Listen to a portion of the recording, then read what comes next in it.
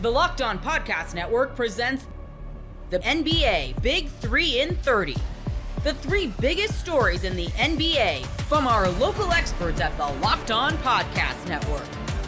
We bring you the real story, why it matters, what's next, who wins the big game, and more, all in 30 minutes.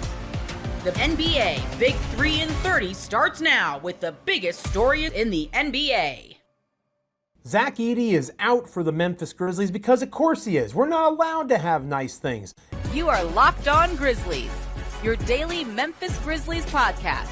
Zach Edey, unfortunately, out due to injury. The word came from the Grizzlies at a time that certainly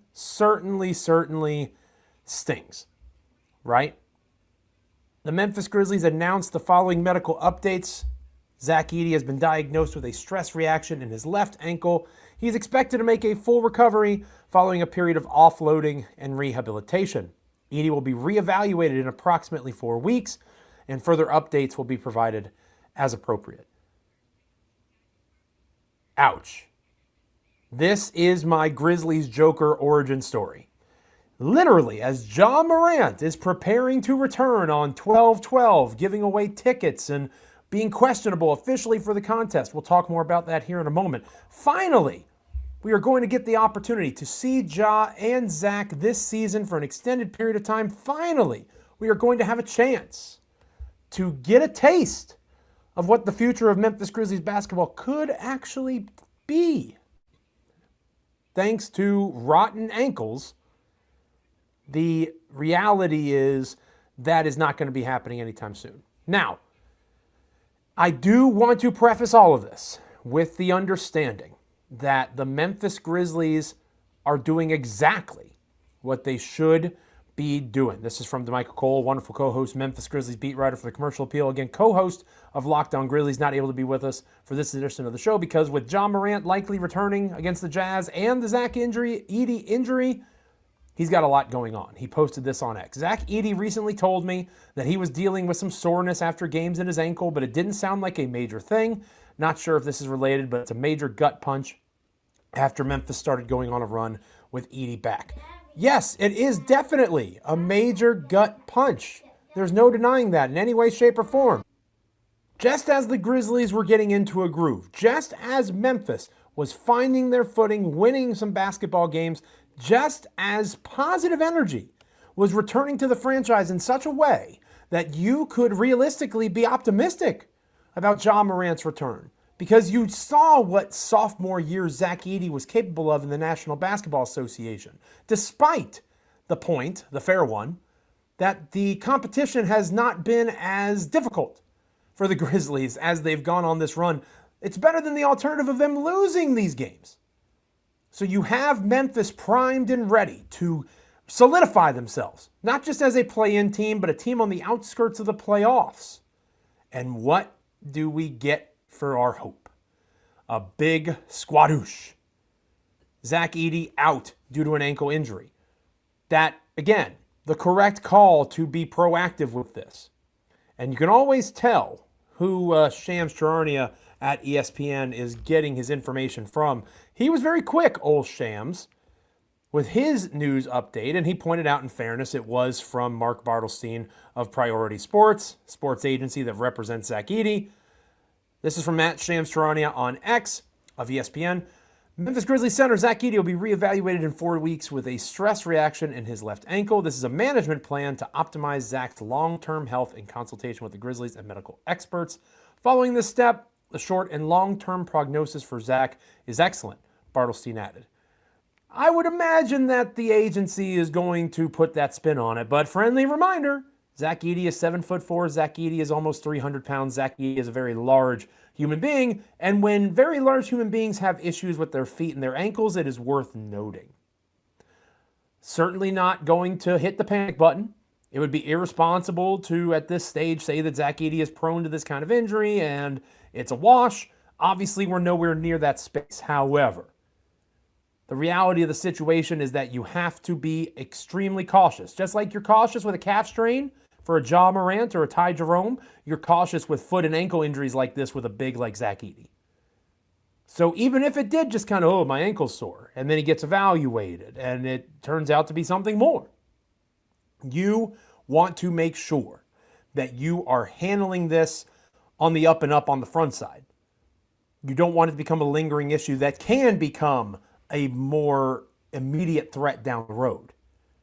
As painful as it is for the Grizzlies to watch someone who has had a remarkable start to their season have to sit for a month, this is the right call.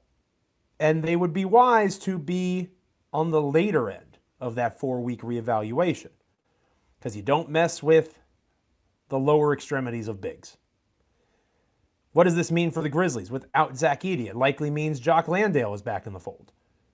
It was an afterthought in the update about Zach Edey, but John Conchar injured his thumb and he's out indefinitely with a thumb injury. So now you lose two important rebounders, Zach Edey being the biggest, literal and figurative loss on that end. But as much as I make fun of John Conchar, don't sleep on that loss with Edey also being out of the fold. Two of your better rebounding players on the roster are no longer available. So who's going to pick up that slack? A Cedric Howard? A Jock Landale? We know how Jock Landale, the starter, went before. It wasn't great. And Jock Landale logged a lot of those minutes with Ja Morant, who likely makes his return in this contest coming up against the Utah Jazz. So where does the optimism come from? It's hard to feel it, right? It provides opportunities for other guys, which we'll talk about later on in the show. But the fact of the matter is this: you are now in a space where you are depending heavily on what Zach Edey brings to the table, and it cannot be replicated. Recreating something in the aggregate is cool when you have an aggregate to recreate.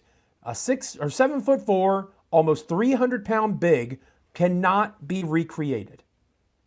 There is no screen setting, there is no rebounding, there's no crashing the boards or doing it by committee. It's not possible. That's one of the flaws of building scheme around somebody as unique as Zach Edey. So Jock Landale needs to be allowed to do the things that he has had success with. We can't say, Zach Edey's out, time for Jock to be the screener and the big rim presence again. He's not good at it, especially being a rim presence. You can't do that again. There has to be some tweaks to how this team started the season compared to now being without Edey going forward over the next 13 games or so. That is where Tuomas Isalo has to show his coaching chops. Now is the time where you have to look at your personnel and figure out, how am I going to get the most out of what I have? You can't simply say, oh, well, hell, I guess we're screwed. We don't have Edey, so what are we going to do, right? The Grizzlies are very firmly in the play-in mix. If they want to continue to be in that conversation when Edey does eventually come back, they are going to have to do better than they did the last time they were without him. And that means getting more out of Ja Morant. That means getting more out of Jaren Jackson Jr. That means allowing for Jock Landale to succeed in certain spaces. And it means for wings like Kentavious Caldwell-Pope and Cedric Howard and Jalen Wells, they have to step up and create opportunity for themselves to be bigger, literally and figuratively, than they actually are. You cannot recreate, you cannot replace a Zach Edey, and that is going to be a major challenge for this Grizzlies team if they are not prepared to make some adjustments with him out of the picture for now. NFL Sundays move fast, one big play, and suddenly everything feels different. That's what makes live betting with FanDuel so exciting. You're not just watching the game, you're reacting to it in real time. With FanDuel, you can place bets as the action unfolds, every drive, every momentum swing, every highlight moment. You can bet next touchdown scores, drive results, totals, and more. It keeps you locked into every snap, every drive, every possibility. So if you want to be right in the middle of the action this season, visit FanDuel.com and place your NFL live bets all season long. FanDuel, the game moves fast, and so can you. No Giannis, no problem for the Bucks. They got Kevin Porter Jr., who gives you a triple-double.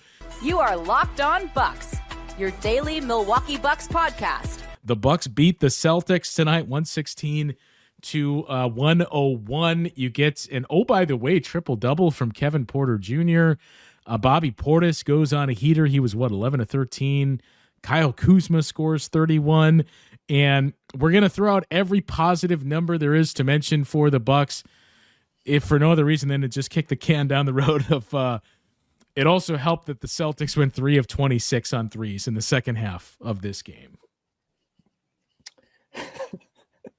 Well, Justin, I made a joke post game. My only tweet, I was watching a little bit on delay, so I wasn't really tweeting during the game. And then I popped up out of my head and did my Debbie Downer and made some joke about how all it took was, 80% shooting from Kuz and Bobby and that horrible shooting and 4 days of prep for the Bucks to win a game at home. But let's start with the positive here, because they end up winning this game comfortably. Yay. Winning a game, yay. Winning a game comfortably, double yay. Winning a game at home, triple yay, because those have always been tough to come by this year. But we've obviously kind of lamented, and you could do the same tonight about the defensive rebounding and the kind of the shot deficit and some of that stuff. But a consistent thing we've seen from this team is they kind of battle, this game started really badly, right? They were down 21-8 at one point. They were down, I think 11 shortly before halftime.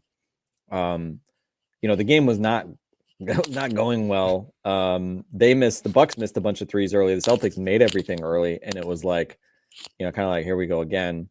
Yeah. But they just stuck with it, and I don't know if KPJ or Rollins scored in the first quarter even, and KPJ might have scored late. KPJ in the quarter. Didn't. Yeah. Yeah.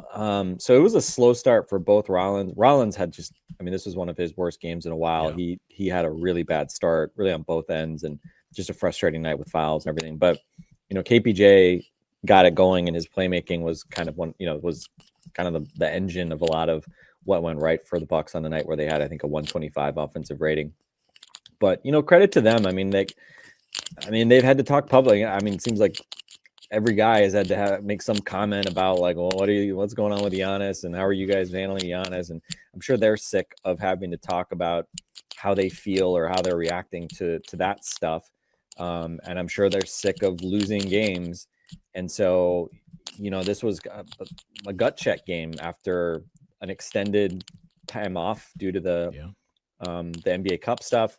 And so, it's obviously,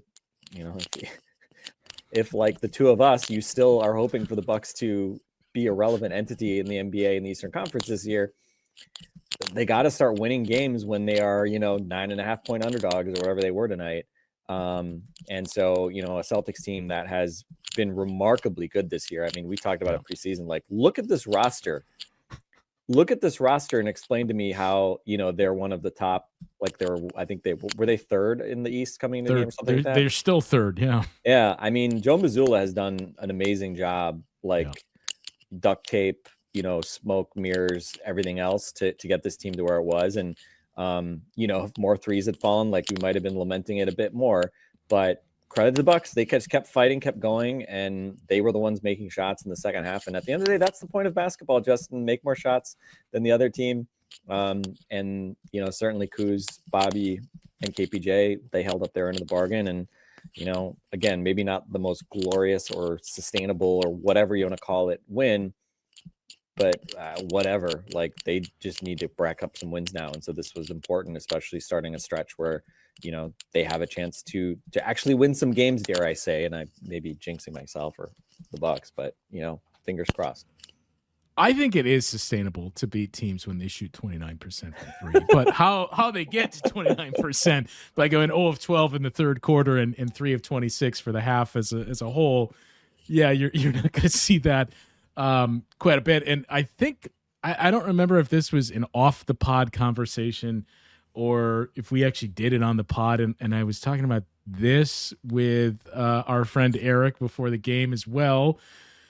This Celtics team, you mentioned the job that Joe Mazzulla has done. And, I said before the season, which it looks like I'm very loud wrong on, it kind of feels like the Celtics are quiet quitting on this season with the front court that they've assembled. But everyone, like Neemias Queta, was a force on the offensive glass and just around the rim overall tonight. in many ways, this Celtics team is maybe not identical to what you would have looked at coming into the season and said, hey, best case scenario for the Bucks, these are some of the things we're going to do, because none of us anticipated them to be a good offensive rebounding team. But if nothing else, it is something to point to and say, well, actually, it is possible to get offensive rebounds, even if you're a jump shooting and 3-point shooting team. But things like protecting the ball, knowing you're not really going to get to the free throw line a lot, so let's win the turnover battle. Let's hit a lot of threes. Let's take a lot of threes, and let's make them good threes and be efficient at them. Like, all these things that the Celtics are doing, I think we all had expectations of the Bucks to at least do large parts of this season, and it just hasn't worked. Now, tonight, a lot of things started to fall your way, and we kind of joked about the Celtics being frigid cold shooting from the outside in this one. That opened the door for you. But the Bucks did enough to win the game and take this one and make some plays. And yes, some of it is not sustainable, with Kyle Kuzma erupting for 31 points and finishing consistently around the rim. Bobby Portis goes 11 of 13 and 5 of 6 on threes. But I think what stood out the most was, you mentioned the fight in this team, and that, you know, they never lost hold of the rope. Even those instances when the Celtics would push it to 10 and 11 in the first half, even that stretch to close the half where Jordan Walsh hits the corner three and it's 7, and then you open up the second half, 10 seconds in, with a wide open K to cut and basket. Like, moments like that are where it felt like, okay, here's where the Celtics are going to start to do this, this, and this. But the Bucks never relented, and the Celtics gave them every opportunity to take this, but the Bucks did the things necessary to take it tonight. Yeah, the stretch at the end of the first half where it was like Cole Anthony and Kyle Kuzma get stuck trying to like switch back, and you leave Walsh wide open in the corner, hits the three. You know, I mean, that was just like, because you had been battling to get back in the game, and it felt like every time they got like within 4, you know, the other time I think they got within 4, Ryan Rollins got caught slapping on a 3-point shot on Derek for White. A foul, for 3 free throws on Derek White, which was just sort of like, you know, Ryan's night in a nutshell, it felt like. So they kind of just like couldn't get out of their own way there for most of the first half, it felt like. And then the start to the third was obviously also frustrating, and you know, they get a pretty marginal offensive foul, illegal screen, I think, on Kuzma. Yeah. And Doc takes like a frustration challenge at that point. Yeah. Which, you know, I don't know what Doc's challenge record is this year. I'm guessing it's pretty bad. And some of that's because he challenges like late in games when it's like pretty marginal. He has like a lot of like kind of Hail Mary challenges like in the last like 2-3 minutes where it's like, I don't know if I'm going to be able to use this. So I'll challenge just like the exasperated challenge too, like this one was, where it's just like, I'm going to work on the officials and I'm frustrated. When you watch it and you know, like, you're not winning this, or even if you win the technicality, you're losing on a secondary play. Yeah. So it was just, it was a tough start to the second. I mean, Rollins, did we find out why Rollins didn't start the second half and then like came in 2 minutes later? Like, was he in the bathroom or something? Like, that was my guess. Like, we noticed it because it was within the first 5 seconds of the half that he was already walking up to the scorer's table. Yeah. So, I mean, I definitely was thinking of Ryan Rollins overslept his alarm clock jokes in the first half, because he was kind of sleepwalking through that first half. Yeah. So it kind of made sense that he would literally be late for the second half. But you know, fortunately, I mean, it's been an interesting dynamic to watch between Rollins and KPJ, because I think KPJ coming back, it became very obvious, like minute 1 of KPJ's return, that this was KPJ's offense and he was going to be the guy with the ball in his hands. And Rollins, when they shared the court, was going to be an off-ball guy. He was going to have to figure out how to really pick his spots, spot up more, etc. And I still think that's like a process. I mean, without Giannis, like, they need both of them to be offensive drivers. So it's not like one of them is, you know, not going to get enough shots. Just, you know, at this point, given the issues with Giannis and shot creation. But yeah, I mean, you kind of have to remember, like, Rollins is still only 23. This is a huge bump and roll for him. But the good news is, it's like nights like this, Derek White was defending KPJ when they were both in the game to start the halves. So unlike, that stretch before KPJ came back, where Rollins was getting the all defensive wing guy on him, it was like Asar Thompson and, I forget that stretch of games where it was like, every night it was like somebody that was like really tough. And he kind of battled through that period, and he kind of had to, because they just didn't have people who create shots. Now there's a little bit less pressure, but again, you're not going to get 80% shooting again from Bobby and Kuz most nights. So it was a bit of a weird game, right? Because and it's also fair to point out, I mean, Miles Turner was 1 out of 6. That's obviously not gonna. Say what you will about Miles' season, like he's not doing that many nights. Like this was definitely an off-color night for him offensively. You normally expect certainly much more from him. So a weird night. Rollins was down, and Miles was down, and you had way up performances from Kuz and Bobby, which was obviously really important. Especially Bobby was really important from both those guys, honestly, from the first quarter onward, right? I mean, You mentioned the guards were not scoring. KPJ took a while to kind of grow into the game, and Kuz and Bobby kind of came in and just started hitting shots right away, which was really essential. And then obviously in the third quarter, they just kept making shots, and Bobby in particular, right? Like late in the third quarter, I thought he was obviously really important. Just every three, you just thought it was going in.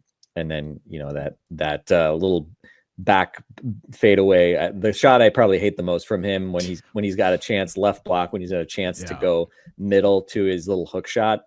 Jaylen Brown's on him, and he settles for kind of the step back, right shoulder, turn around, and kind of short fade away. And thankfully he made it. And then, let Jaylen Brown know about it. Got a technical, even though come on, Justin.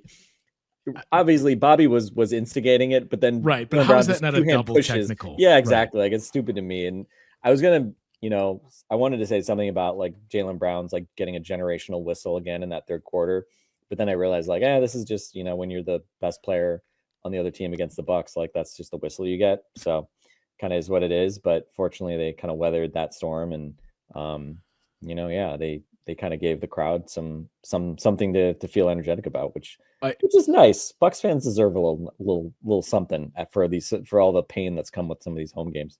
Yeah, I mean, it's what they had lost 4 out of 5 at home. I mean, they were on a 4-game losing streak, until the Pistons game. And the real shame of it, which we can get into in the next segment here with some of the other takeaways, but the shame of all of this, Frank, was that I can't even keep straight what's the icon and the statement and earned jerseys anymore. But the Bucks wore the green jerseys, so like we couldn't even see if KPJ or Bobby or Ryan Rollins ended up with any of the black paint on their jersey from defending Jaylen Brown in this game. So like that's the biggest travesty from all of this. By the way, are you someone who like feels strongly about teams?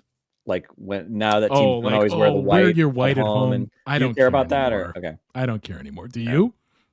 No, I mean, I would say I like the Bucks standard home and road, a lot, probably more than a lot of people. I generally have liked most of the Bucks jerseys, other than the blue like wave jerseys, which I really did not like the year after the championship. I really liked last year's blue jerseys a ton.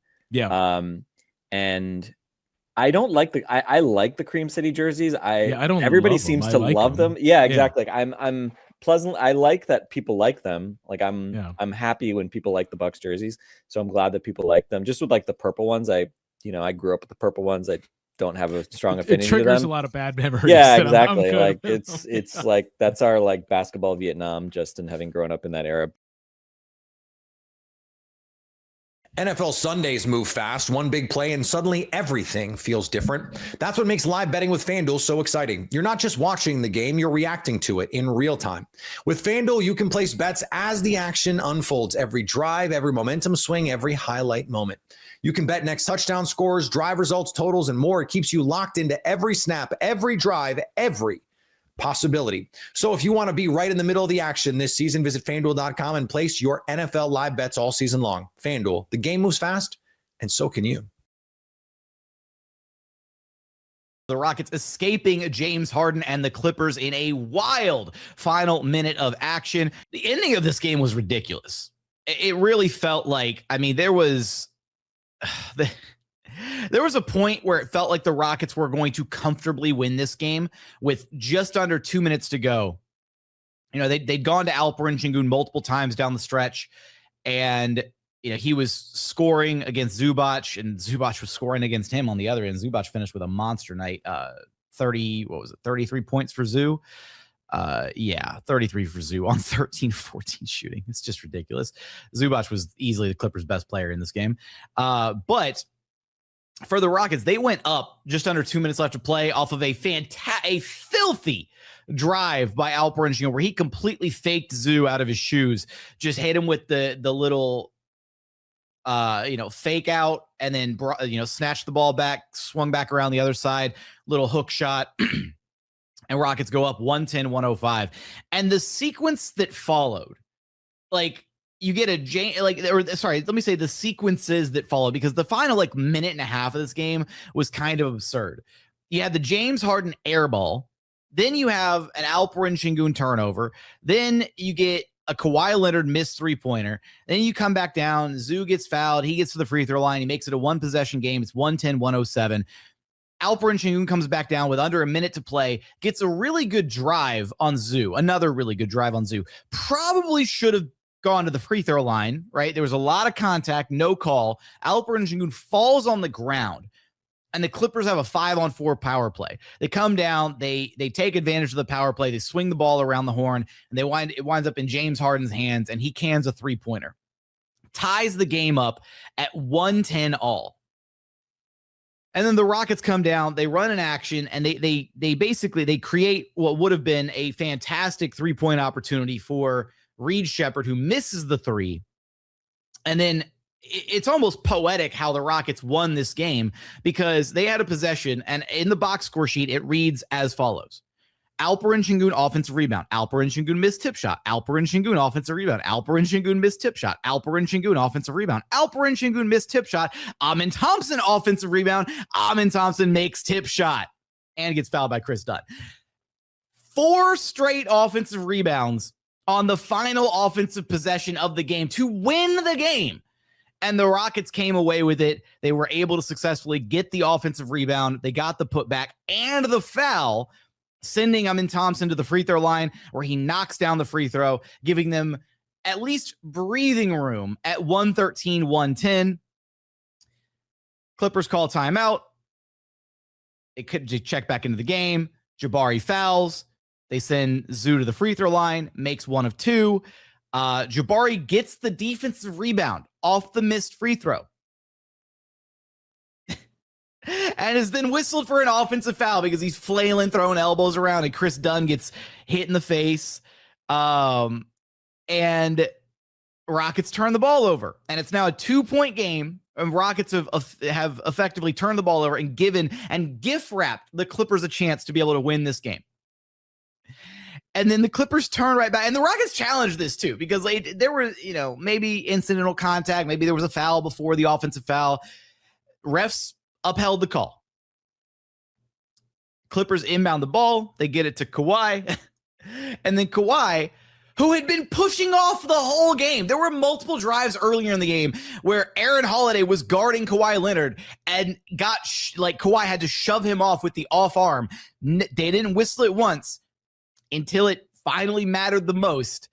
Clippers down 111-113. Kawhi drives on Aaron Holiday, uses that off arm to create separation. Refs whistle the offensive foul. It's a turnover on Kawhi. Clippers tried to challenge that one too, and the refs were like, no. We saw that live.